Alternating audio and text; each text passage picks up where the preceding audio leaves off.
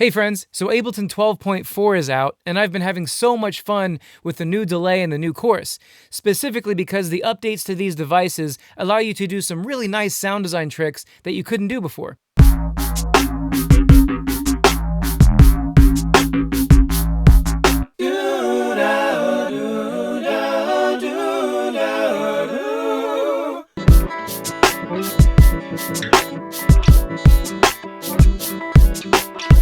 So to celebrate 12.4 and to celebrate the fact that my Ableton online courses are on sale this week, I'm giving these racks out for free. You can grab them right now via the link up here or down in the description. Now let me show you what these racks can do and how to get the most out of them. Let's do it. Okay, let's start with some drums. Now let's say I want to add a little bit of width to my snare drum. So I created what I'm calling the Seed to Stage noise widener. So let's go ahead and drag and drop this onto the snare. Now essentially the way that this is working is I'm using two different delays, and I'm taking advantage of the fact that Ableton souped up the LFO options, and one of the LFO options is wander. Now you can take advantage of this because essentially what we're doing is we're taking two different delays and we're sort of changing their delay times over a very short period. And so what this does is this creates the sensation of width because one delay is panned to the left and one delay is panned to the right. Now the coolest thing about these racks is who cares about any of that? Let's just close all that stuff down and let's just mess around with the options. So that's the fully wet signal, and you'll notice that it's bouncing around in the stereo field.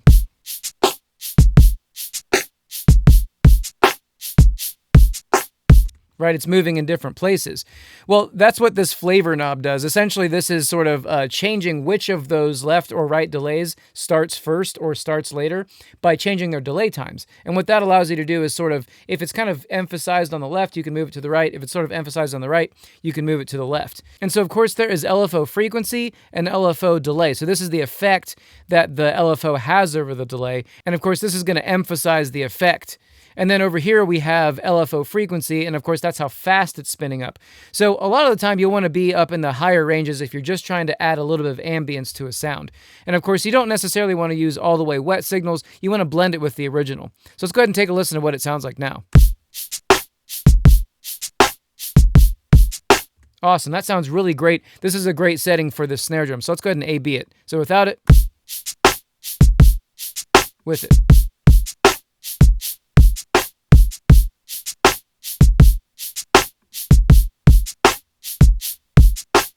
Now, a couple other things you can do is you can EQ this. Let's say that you want to have less of the low end. A lot of the time when you're delaying a signal just to get some stereo out of it, if you have too much low end in that signal, you can sometimes get some phasing. So something you can do is you can increase the filter frequency here to get some of the lows out. Again, with the wet signal, it sounds like this. Right, so the higher this knob, the less bass is in the signal. And yeah, maybe this is pretty good for a snare drum, but again, I don't want to have it all the way wet.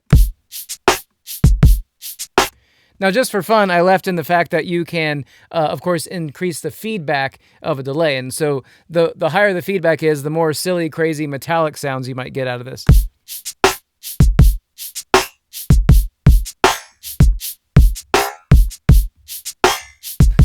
But of course, that's not the main use case for this thing. It's just kind of fun to do that, right? So that's the noise widener. Let's go ahead and add this bass.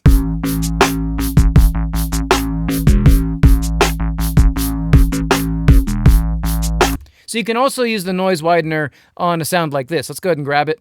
But you're probably going to want to dial in some different settings. Let's listen to what it is right now.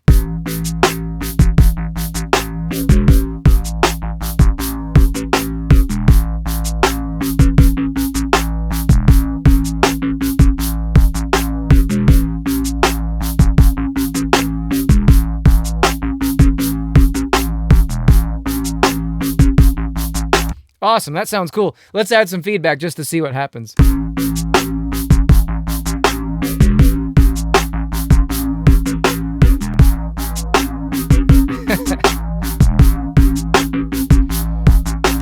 Cool, so that's the noise widener. I'm going to filter it down a little bit, and let's go ahead and add this guitar to the mix. All right, so here's the guitar.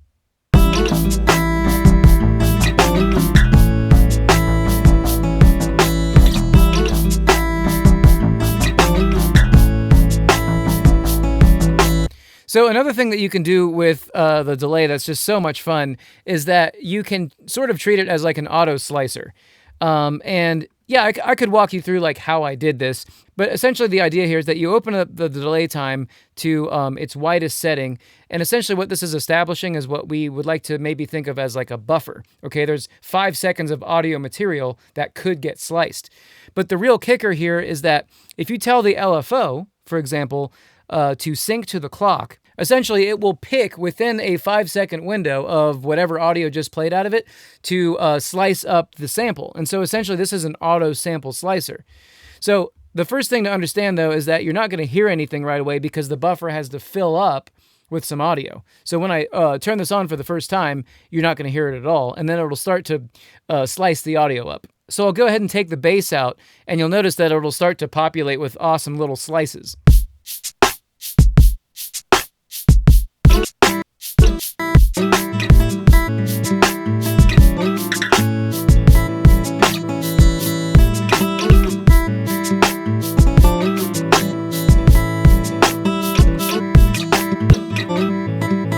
And so it's also playing after I stop the transport because, again, this is a delay. But what's so fun about this is that, man, you can the amount of silly things and sounds that you can make with this is wild. So, of course, we have our sync rate, and that's, how long the slices are and how frequently they will be, okay? So, of course, I could go slower with these delays. Now it's a half bar. Or I could go a lot faster. Another thing you can do is you can add some ping pong. So essentially the left and the right delay will get screwed up and they'll be different from each other, thus creating super width. It's going to take a second. There we go.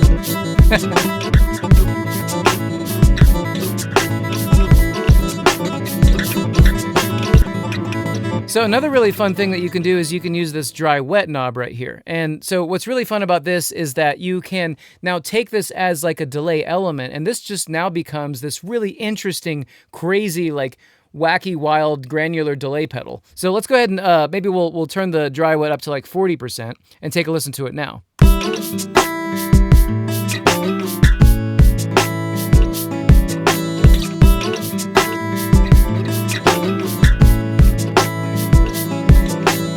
Now that's pretty busy, isn't it? That's why I left in the ability to filter down the delay. So something we can do is we can say, okay, filter width, we're going to make that lower, and then we're going to just kind of force it up higher in frequency. And now check it out.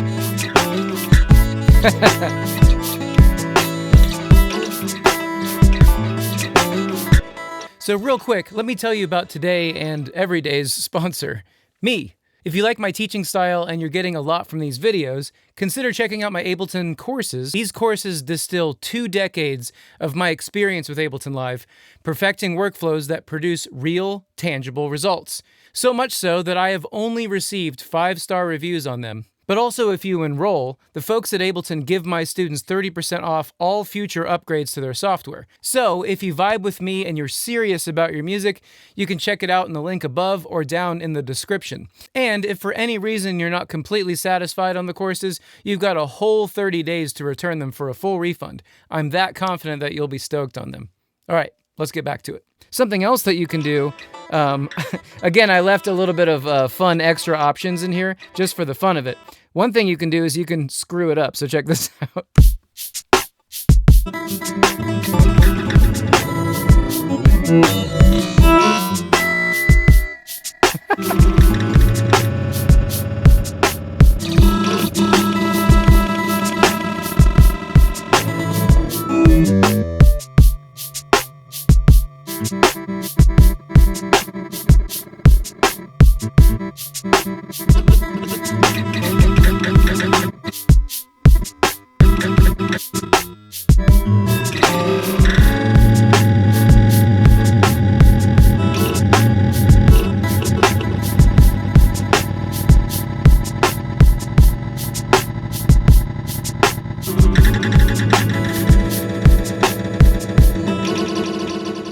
So what's so fun about this is essentially what you're doing when you do this is you're reducing the buffer size while increasing the feedback. And what that allows you to do is to capture, when you use freeze, to capture various and assorted silly things that you do with the delay. Now this is really awesome, especially if you combine the fact that you can also take the same LFO that you're using to screw all this up and apply it to the filter. So check this out. So I'm going to pull my filter width down, and I'll just leave it where it is for now, but check this out.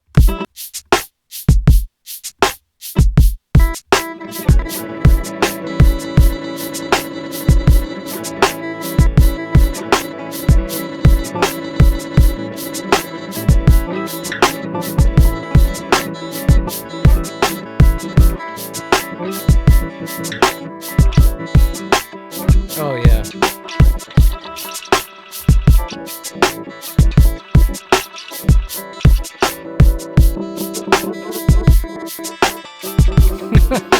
So sick. So yeah, that's super fun, but it's also super busy, isn't it? And that's why I decided to also include Ableton's new tremolo in here, because it has such a really cool way of working with it, in a way where you don't really have to look at it. You can kind of just listen to what it does, and because it's synced, you can take advantage of specifically the shape control to kind of figure out what aspects of this rhythmically do you actually want in your beat. So maybe to better explain this, let's go ahead and turn our screw it up and our freeze down. These are really just silly controls. Honestly, like all of these other controls are really the ones you're going to want to focus on. But we'll start by making, just something really busy like this.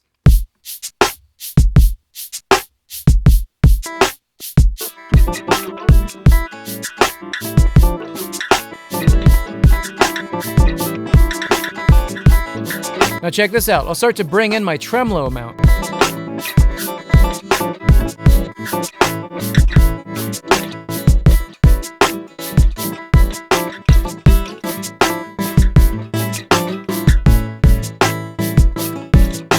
Right? Let's invert it.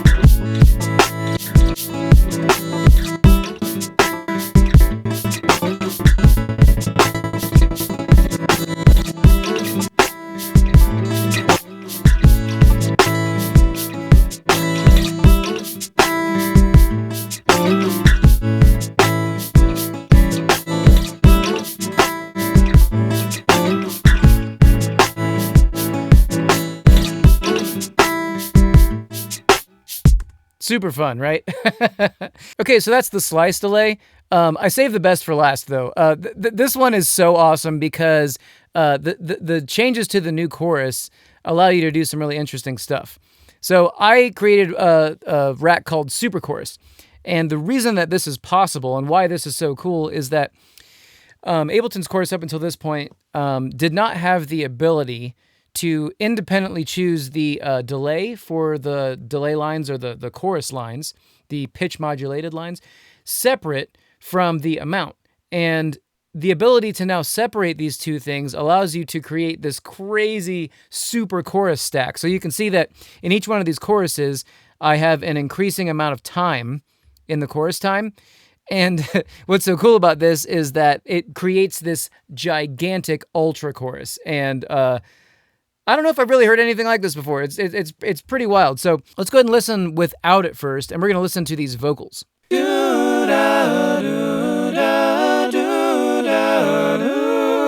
So these are first takes. They're not the best takes, right? There's a couple pitch issues, right? But that's what's so nice about chorus. And where pitch wavering was sort of like a problem before, now if I use super chorus, I can just create a lot more copies of myself, and then it doesn't matter as much.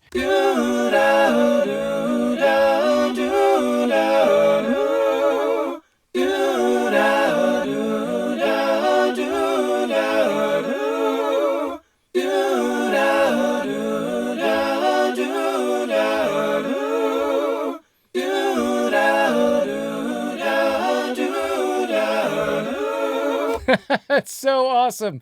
Oh, I love it. Now, essentially, you could think of this as I've added 10 copies of myself because I have 1, 2, 3, 4, 5 choruses, each with 2 delay taps. And so, yeah, there's 10 more Anthonys on top of the 3 Anthonys already singing for a total of 30 Anthonys singing this part.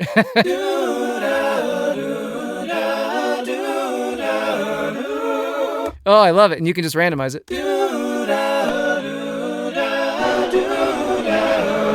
Careful with that warmth knob. That might be a bit much.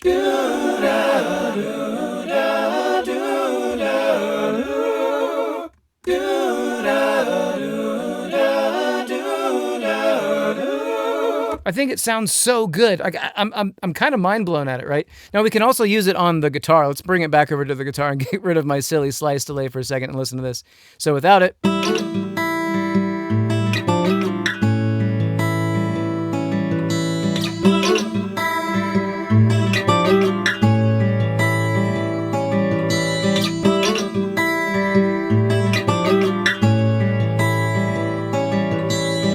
Now, normal choruses can tend to sound a little phasey, right? But this one sounds like extra phasey, and like it's actually kind of like a fun thing, and it creates like, you know, like a bunch of these guitars all being played at the same time. It's just totally wild.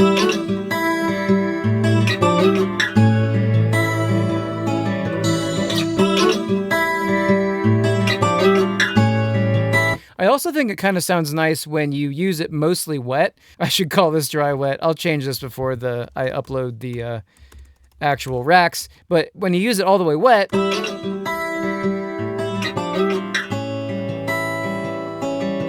it's a really good widener. Just really little amounts of it can really, open something up.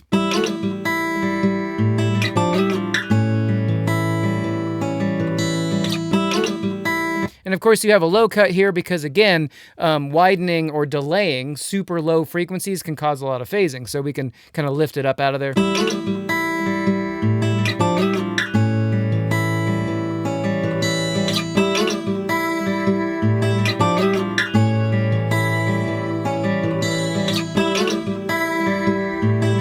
And then you can take it to crazy town if you want to use a lot of feedback.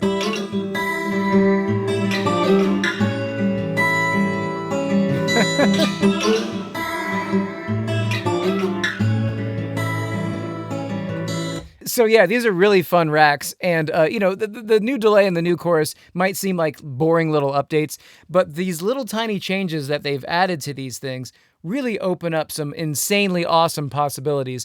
And I think one really nice use case that you could look at with these is to kind of set them up to do kind of random crazy stuff, and then paste bounce audio, because it'll always be spitting out new and interesting material that you can then remix and resequence into something totally new and totally fun. So yeah, kudos to Ableton. 12.4 is awesome. If you like this kind of thing, like, comment, subscribe. If you want to support the channel, check out my Ableton Live courses. So much love, everybody. Talk at you later.